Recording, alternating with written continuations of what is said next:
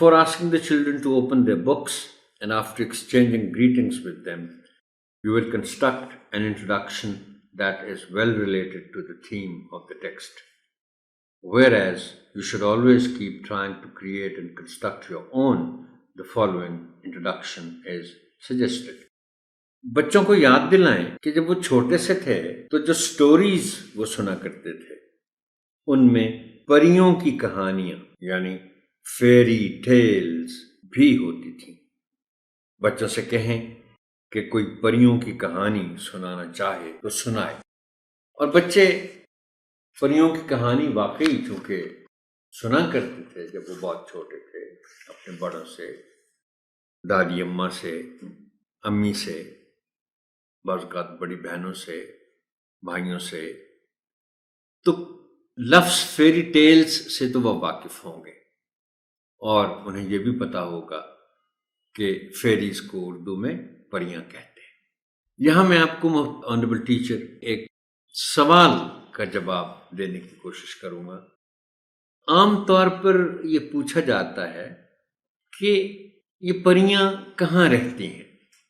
کیا کوئی خاص علاقہ یا خاص مقام ہے جہاں پریوں کی رہائش ہے؟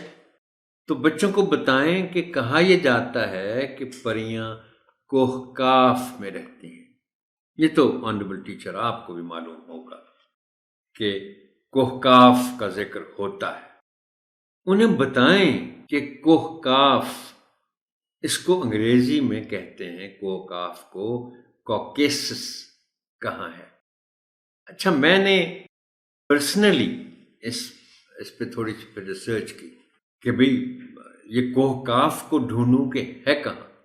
پتہ چلا کہ کوہ کاف کو انگریزی میں کوکیسس کہتے ہیں. میں نے اسی لیے یہ آپ دیکھ رہے ہیں اسکرین پر، یہ میں نے پھر نقشہ دے دیا، سوچا کہ آپ سے میں شیئر کر لوں کہ یہ کوہ کاف یا کوکیسس کہاں ہے.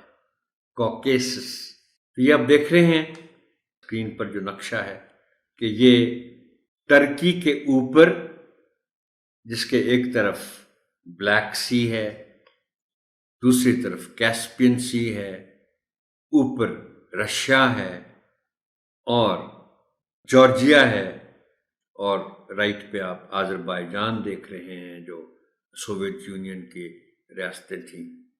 ان کے بیچ یہ گریٹ کوکیسس لکھا ہوا ہے. اگرچہ بچے چھوٹے ہیں لیکن ان کی کیوریوسٹی کو مد نظر رکھتے ہوئے آپ یہ دکھا سکتے ہیں ان کو نقشہ کہ یہ پہاڑ ہے جہاں پریاں رہتی ہیں، کوکاف. اب یہ حقیقت ہے یا نہیں ہے اس سے ہمیں بحث نہیں ہے، لیکن چونکہ یہ مشہور ہو چکا ہے کہ کوکاف میں رہتی ہیں پریاں، تو پھر ٹھیک ہے، ہم بچوں کو بھی دکھا دیتے ہیں کہ کوکاف ہے کہاں. Tell the children that they are going to read a story of a fairy and a man.